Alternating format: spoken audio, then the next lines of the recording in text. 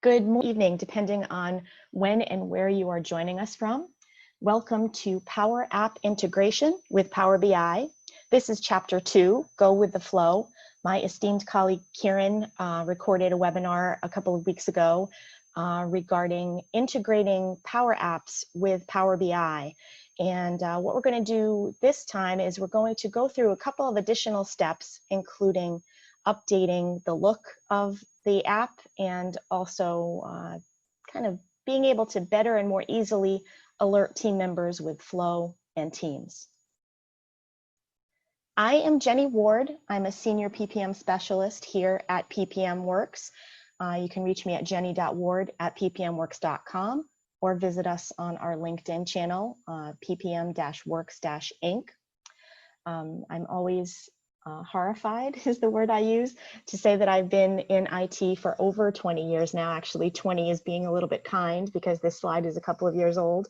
But I've had a focus on service delivery and SharePoint administration and project server administration in particular.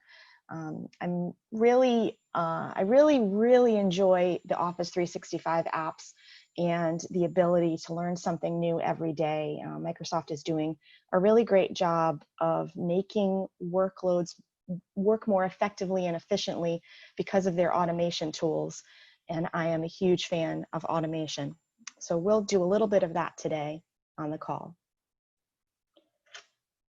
A little bit about PPM Works. We are a Microsoft Gold partner. We exclusively focus on Project, SharePoint, Power BI, and Office 365, as mentioned. We are all over your success. That is what our goal is.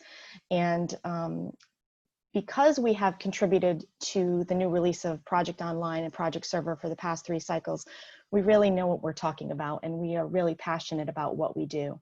We've performed over 250 implementations and literally trained thousands of people. I'm very honored to work with some team members who are just absolute geniuses when it comes to all of the ins and outs of Microsoft Project and Office 365. So we are here to help. We have a YouTube channel on which our webinars are posted once we host them. You can stay on top of the latest tips and tricks. Lots of different topics that we've got there, everything from Power BI to Office 365 and the new roadmap features with Modern Project coming out. There's lots to learn. So we have some great upcoming webinars. You can see here in just another couple of weeks, one on Power BI Paginating Reports, which is a very new feature to Power BI that used to be something exclusively available in SSRS reporting in the Microsoft world. Now it's in Power BI, which users like me are super excited about. We'll have some information on what's new in Project and Office 365, and then talking more about Project itself, understanding prioritization and selection of projects. And then in December, when it gets close to Christmas, we're going to have a power hour specifically on Microsoft Teams and all of the great tips and tricks available in Microsoft Teams. Today's agenda specifically, once we go through these slides, I'm going to switch right to the demo so that we won't just be looking at slides the whole time that we're on this webinar. But we're going to be talking about Power BI and taking that integrated Power App to the next design level. I'm really just going to go through the basics, but it will give you kind of the general feel of how you would do that and what you can do to make the Power App simply just match your color scheme. You know, most organizations have a particular color in their logo.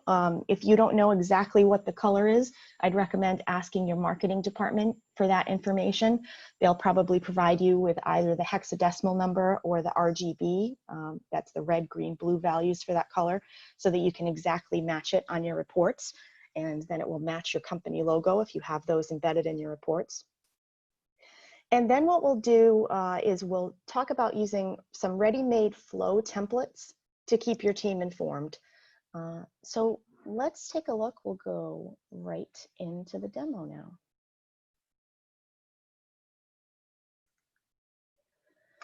So our Power BI service is where we would have to update and edit the Power App.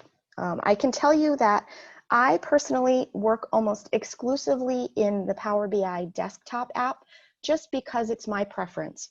However, Power Apps is something in which we must edit the report in the Power BI service. So that would be to say, I have to do that in this website rather than actually doing it in my desktop app. Right now you can see I don't even have the desktop app open because I'm not going to need it for the sake of this demonstration, and I like to keep my desktop as clean as possible when it comes to doing a webinar. So we're going to talk about this particular web app. Now, hopefully you saw Kieran's post, Kieran's webinar. If you did not, I encourage you to go back and watch it so you can learn how all of this magic happens. I think I have already said once, I'm a total data nerd. So when he showed me how this integrated, oh man, it was just the greatest thing since sliced bread. So I hope that you guys feel the same way. So what this does is if I select one of these projects, you can see that here, Cindy Moore is the project owner on this particular project. This is just one of her example projects in our test environment. But you can see she's missing overall status here. So what I can do is right from here, once this is selected, I can click this email box and I can then send an email directly to Cindy.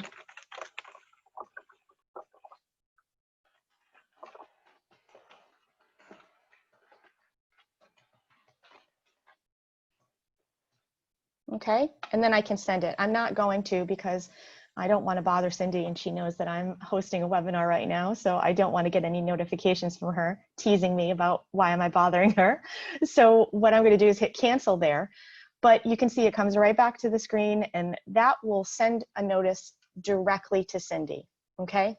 So first, let's take a look at this Power App directly. So like on a cooking show, I have this open in another window here. I can tell you this alert here, we didn't find any data to show at this time. You'll see this periodically, it's nothing to worry about. As you can see in the report, the data is actually there. Power Apps and Power BI are still kind of learning how to work with one another. So if you see any kind of messages like this, don't panic. I assure you the data is there. You might not be able to see it in this display, but once we save this and send it back to the Power BI report, we're going to be able to see what we want to see. So the first thing I'm going to go through is how to simply change the color on this. Right now on the left-hand side, you can see the selected component is the screen main, which is just as it sounds, the main screen here. Now, you can see that as I have clicked here on the left-hand column, this has dynamically updated to what my current selection is, which is project name column, okay? So I'm in that. But if I click one more time, like I just did, then it's going to go to the project data, which is kind of the overall section of the visualization here, okay? This is where all of your style components are going to appear. So right now we've got the basic ordinary default built-in blue. I'm going to change it to kind of a more attractive, maybe a more autumn-like orange color. That will look a little bit better. Now see, I clicked away and see what happens is it's now deselected that and defaulted back to screen main again. So I'm going to go back to project data because now I know that when I click in that section, that's what lights up over here on the left. And I can go through and I can change the sizes. Now I want to go back here for just one more minute. One of the main difficulties I have with this particular Power App right now is I think it's super tiny and super hard to read. So I'm going to just increase that font size. Now, as you can see in this view, I'm not getting the same size as I am in this view. So it's deceiving, okay? So these heading sizes, the font sizes, size 13, that's a pretty good size font. If you did a Word document in size 13, your boss would think that you were trying to make it look like you'd written more than you had, like when you were in college. So don't be alarmed by the fact that these look like they're super high values because they're really not. In fact, what I'm going to do is I'm going to increase this heading. Okay, so I'm in the heading size down here now. I'm going to increase that to 30. And I'll tell you that's because I already know that's going to look crazy large. Okay. And then I'm going to change the main font, which we're not going to be able to see here because there's no data showing, but that's going to go to 20. Now, as you can see, we've got a couple of header values here that have kind of leaked off the edge of the column. Okay, so what I'm going to do is I'm just going to rename those. It's just the header text. You're not renaming the field, nor should you. Okay, but I'm actually clicking on the field. You can see they light up over here on the left-hand side when I switch back and forth. Okay, and I'm going to change this one now. Rather than just overall status, I'm just going to change it to status. Okay, so now what we're going to do is we are going to go to the file menu here. We're going to save this. You can put a comment there if you want to. I'm not going to bother to do that. You can see I'm in the PPM Works environment. And then I'm going to publish the version that I just updated. Okay, looks good. Now I'm going to go back to this page and I'm going to refresh it. Now I'll tell you, just to catch myself, it sometimes takes more than one refresh for the updates to come through. So again, don't panic if that's the case, because sometimes it just takes a minute. See, you can see here it's not yet updated. So I'm going to refresh it one more time. And if we have to, we'll move on. But know that several refreshes are sometimes required just because the Power BI service needs to catch up with what you just published. And there we go. Now we see the updates, okay? So you saw 2 refreshes. Don't panic if that happens. Now the color kind of matches the color scheme a little bit better. If I were really being crazy, then I could match this orange exactly, or this yellow, or this teal, aqua exactly. You know, just for the sake of the demonstration, I didn't do that.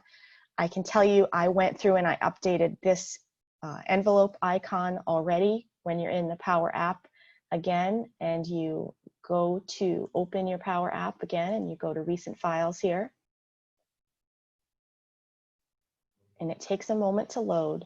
You'll see that we are going to be able to select that exact envelope on the right-hand side, and then all of the features, just like they did for the headings, come up over here as well. So you can change the disabled color, the hover color. When I hover over that, it should turn blue. So in our case, it looks like it's a lighter color. So I encourage you, play with those different settings on there, and you'll be able to really make the Power App look like it fits better into the report.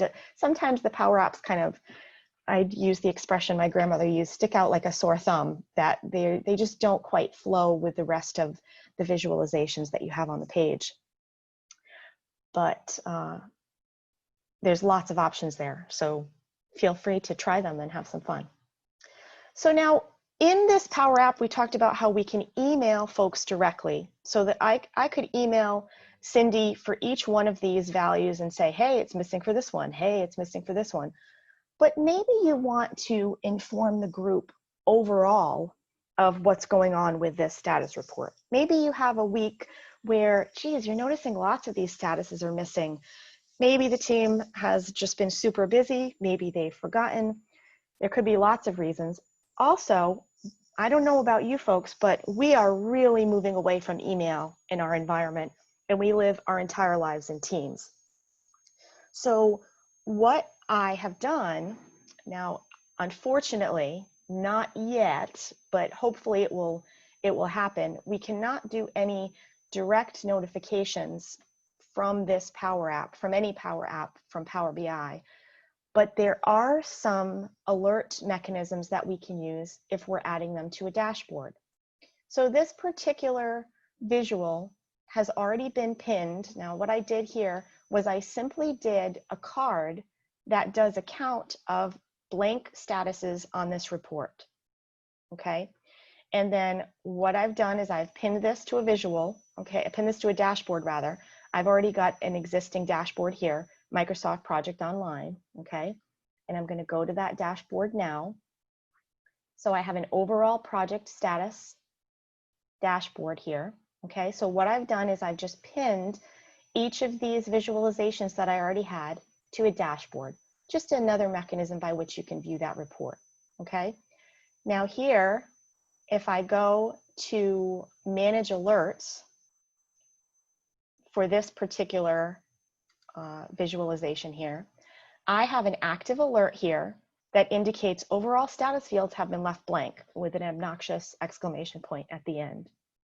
The threshold I have set for that is a condition where if any are left blank, in my case, I have it, if it's set for more than 0 as the threshold, then I want an alert to go at least every 24 hours to, in my case, I've got this alert configured. I don't have it sending me an email. I can do that, and I can just have it simply send me an email. So I, as a manager, perhaps, am alerted to that. But what you can do is you can take it to the next level with Flow, and to trigger, you can use Microsoft Flow to trigger additional actions, okay? I'm gonna tell you, I am not using this. You can use this, and you can directly create a flow from here. However, what I did instead was I went and I searched for templates for Power BI. And we're going to do that search here. I'm in the templates section here. And then you're going to see trigger an alert in Microsoft Teams when a Power BI alert is triggered, okay? Because we live in Teams all day, every day, that's the place where people are most likely to see an alert immediately, okay? It's going to come up in their alerts window. They're going to be able to click on the link to the report if they want to see exactly what the issue is, and it's going to automatically go into Teams, okay?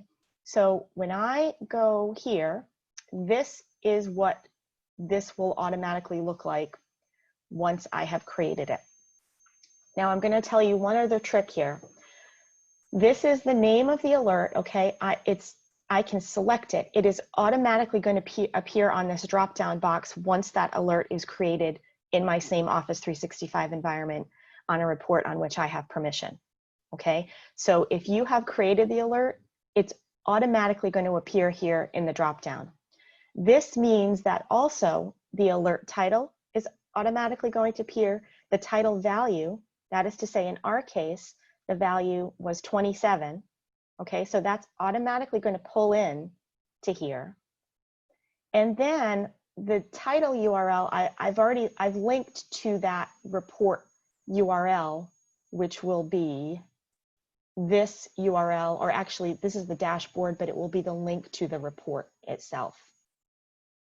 Okay, so if I go back here, what I can do here is, this is already saved. I'm going to test this with previous data. Okay, you can see that I was testing it yesterday just to ensure everything would run smoothly. And then what's going to happen, it will run through the test.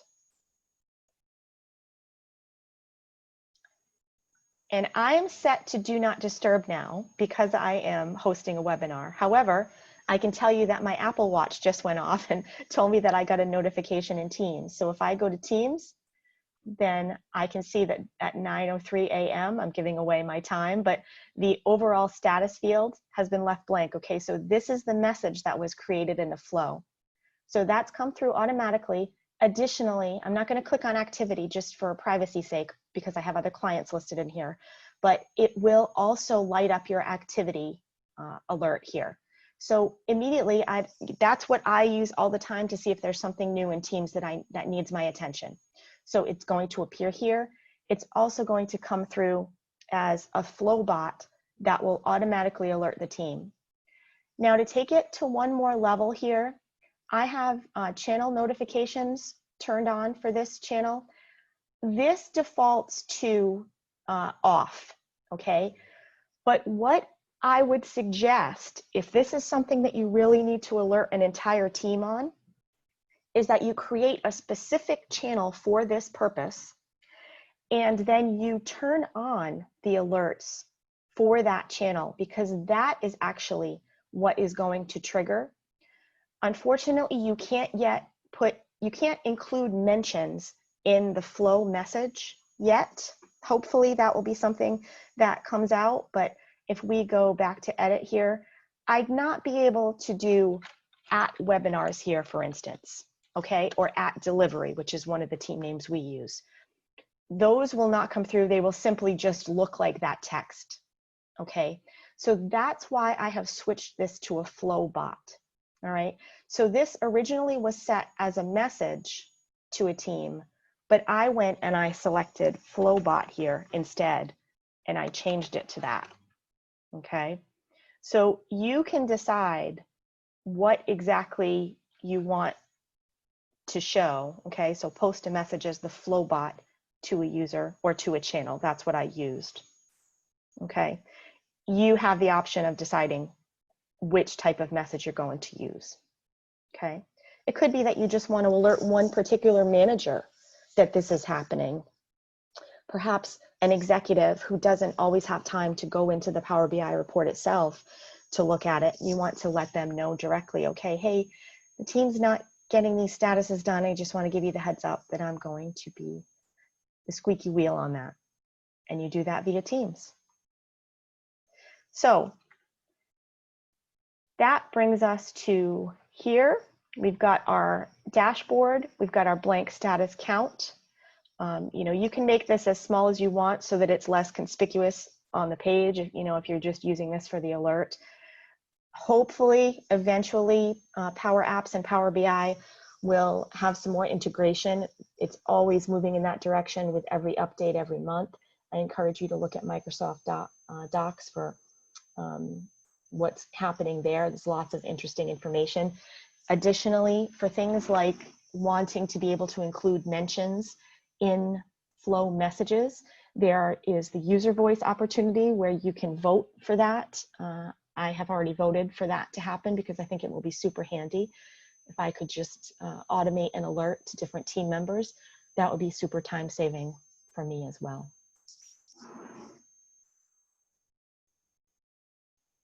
So that's our demo for today. PPM Works does lots of Microsoft project workshops. If you're interested in this type of thing, we can deliver those sessions in person at your office or at a Microsoft office. There are some located here in New England and all across the country.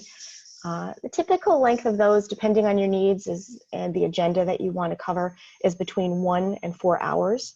They're designed for 5 to 10 participants. We usually encourage not more than 10 participants because we really want it to be an interactive session where we can work individually with each person to make sure that they're getting the most out of that session. We recognize that when you're leaving work to come to these kinds of things, it's taking away from your busy time, and we try to be most efficient with that as possible. And they can be customized to be directly relevant to your specific business needs. So we'd have a conversation ahead of time, learn what you'd like to learn more about and what might help your business to gain some more efficiency and success. If you have any questions, please feel free to email us at info@ppmworks.com for any additional information or questions. Like I said, you can always reach out to us on our LinkedIn channel. If you just search for PPM Works, you'll find us. And you can reach out to me directly at jenny.ward@ppmworks.com. I hope you've enjoyed the webinar and that you found some helpful information, and we look forward to talking to you.